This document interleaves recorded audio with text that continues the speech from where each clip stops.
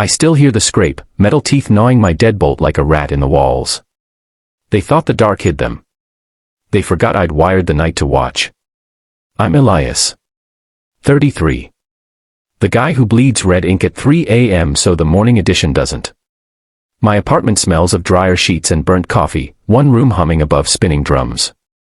My sister Mara, she walks in and the air rearranges itself around her smile. I walk in and people ask if the Wi-Fi's fixed yet. 2 weeks before Christmas the family chat exploded in glitter and plans. Mara's condo. Tree trimmed in gold. Spiked cider. 41 heart emojis.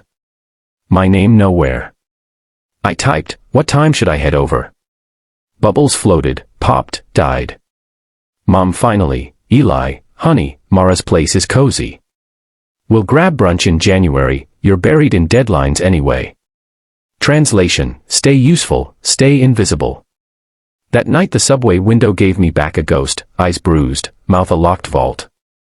I opened the tab I'd hidden behind work folders. A cedar cabin 2 hours north, crouched on a ridge where pines lean like they're trading secrets. No neighbors. No spare key under a painted stone. Just a deed that would finally spell my name first. The realtor said the stove predated color TV. I said, email the inspection. I read every comma. Foundation cracked thin as a lie. Septic tank coughing. Porch faces east, sunrise non-negotiable. I signed before the snow stuck. Then I went colder than the ridge wind, 4 cameras, a lawyer named Juno, and a handshake with Deputy Calder at the county substation. Back doors are sneaky, he said. I added a 5th lens. Christmas morning I woke to silence so pure it rang. Coffee hissed on the ancient stove. Snow sealed the windows like tape over a scream. My phone vibrated, Mara's living room in cinematic glow. Flannel pajamas. Dad's thumb in every corner. Caption, love lives here. I took one shot, my chipped blue mug, steam curling, fire spitting sparks. Sent it with, Merry Christmas from my new altitude. Mara, you bought it. We're dying for a retreat. Calendar link. Mom, that looks like real money, Eli. Dad, we'll sort details post-holiday. Details arrived 2 weeks later while I was buying eggs and salt. I came home to tire tracks clawing my drive like talons. Boot print stomping my porch. A note in Mom's cursive curled on the mat, surprise visit. Mara spiraling. Thought the cabin could heal her. Brought a locksmith, no spare key. Didn't enter. Call to sync schedules. XOXO. The porch cam caught the matinee. 11:42 a.m. Mom waving like royalty. Dad rattling the knob. Mara filming vertically, vibes are immaculate. Theo clutching a toolbox he clearly YouTubed. The locksmith, hood up, pick dancing, already kneeling like he'd done this at birthday parties. I didn't yell. I didn't shatter. I called Juno. I called Calder. Then I sat at my pine table and counted breaths until cruiser lights bled red across the snow. Calder watched the footage stone-faced. Attempted unlawful entry. Say the word, we file. He handed me a card. If they return, call while they're on the porch. Don't play hero. They returned on a Sunday, 9:14 p.m. Headlights slunk up the ridge like coyotes. Mara's white boots on my steps. Theo behind her, hood shadowing his grin. Mom in the passenger seat, phone glowing like evidence. No locksmith, they'd graduated. Knock. Knock. Elias, open up. It's freezing. Mara's voice, honey over razor wire, stop the theatrics.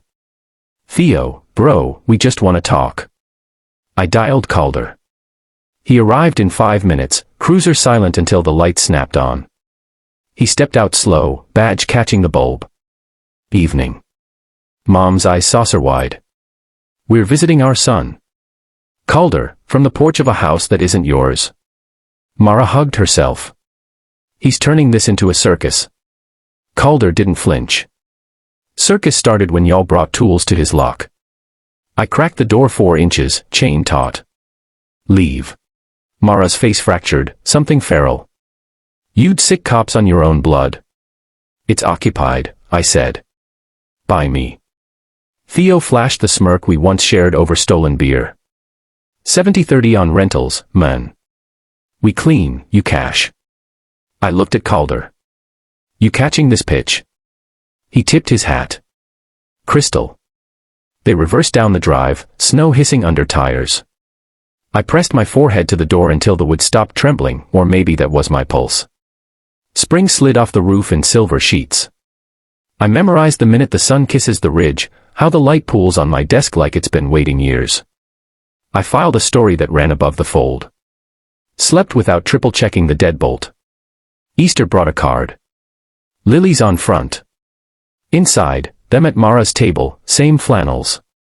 Note, seats warm when you're done being cruel. No apology, just a bookmark to slide back into my old shape.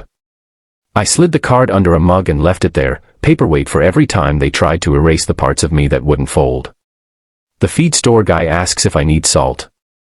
The librarian saves me the crossword. The waitress calls me city and refills before I ask. My name fits in their mouths like it grew there. Last night Mara posted shadows of empty chairs, caption about forgiveness and the family we choose. I scrolled, diced an onion for stew, let the sting blur my eyes for the vegetable, not the vow. The locksmith left a hairline scratch on the brass. I see it every time I turn the key, thin as a promise they never kept. A reminder that locks only work if you're willing to throw the bolt. So tell me, if the people who taught you love showed up with pics and smiles, demanding the one room you carved from nothing, would you hand over the key? Or would you finally, change the locks for good?